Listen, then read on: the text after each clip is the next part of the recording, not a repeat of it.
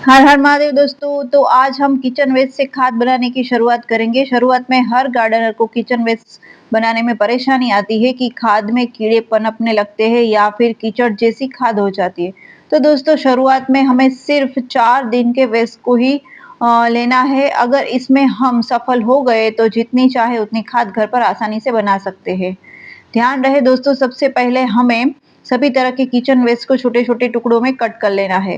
गीली खाद और सूखी खाद दोनों लेनी है, सिर्फ गीली खाद से काम नहीं चलेगा। तो दोस्तों आप इस सूखे खाद में प्याज और लहसुन के छिलके भी डाल सकते हैं। मैं यहाँ पर नहीं यूज़ कर रही हूँ क्योंकि मेरे टेरेस गार्डन का नाम है छोटी काशी और यहाँ पर महादेव जी का छोटा सा प्यारा सा मंदिर भी बनाया है मैंने। तो आप इस तरह से सूखा और गीला कचरा दोनों में इस तरह से ले सकते हैं। ये मूंगफली के छिलके भी है, इसको भी आप ले सकते हैं। इस तरह से छोटे छोटे टुकड़ों में आपको कट कर लेना है सभी तरह की सब्जी के छिलके को। तो दोस्तों आपको ये खाद बनाने के लिए सूखा और गीला दोनों तरीके का वेस्ट लेना है। 2 दिन का सूखा वेस्ट ले और 2 दिन का गीला वेस्ट ले। जो ये गीला वेस्ट है वो नाइट्रोजन का स्रोत होता है और जो सूखा वेस्ट होता है वो कार्बन का स्रोत होता है।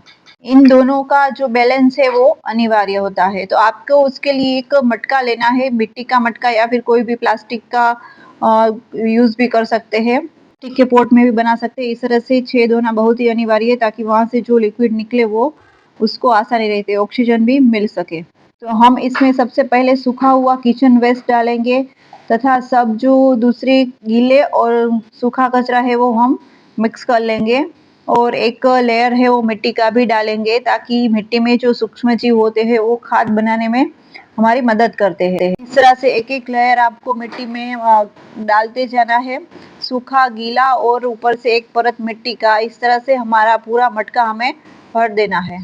तो दोस्तों ये जो खाद बनेगी वो गोल्ड खाद कहलाती है और बाहर भी बहुत ही महंगी मिलती है। बीच-बीच में इस तरह से हमें मिट्टी भी डालना है।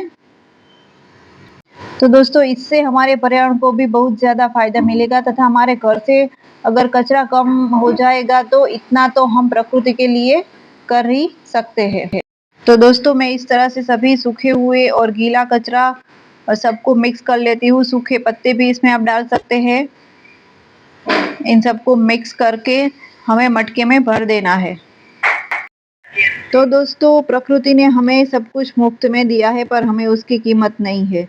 ये जो प्यारे-प्यारे पौधे जो हमें ऑक्सीजन देते हैं वो ऑक्सीजन हॉस्पिटल में लाखों खर्च करने पर भी नहीं मिलता है। तो दोस्तों प्रकृति ने जो दिया है उसकी कद्र करो और अगर थोड़े भी प्लांट लगाए हैं तो इस तरह थोड़े दिन की वेस्ट से खाद की शुरुआत करो क्योंकि जब तक शुरुआत नहीं करोगे तब तक तो कुछ होने वाला नहीं है।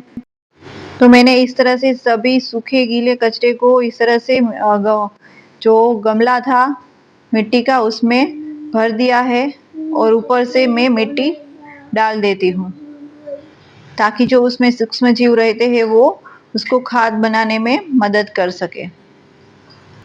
तो दोस्तों हमें अंत में मिला देनी है इस तरह से खट्टी छाछ और उसमें मिक्स करना है थोड़ा सा गुड़ ताकि जो खाद बनने में हमें बहुत ही जल्दी से सफलता मिल सकती है।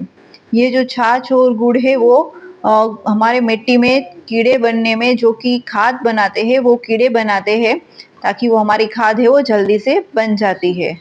और लास्ट में हमें इस तरह से सबको मिक्स कर लेना है ताकि छाछ नीचे तक जाए और इस तरह से हमें इसको ढक कर रख देना है। ये 30 या फिर 40 दिनों में हमारी खाद बनकर तैयार हो जाएगी।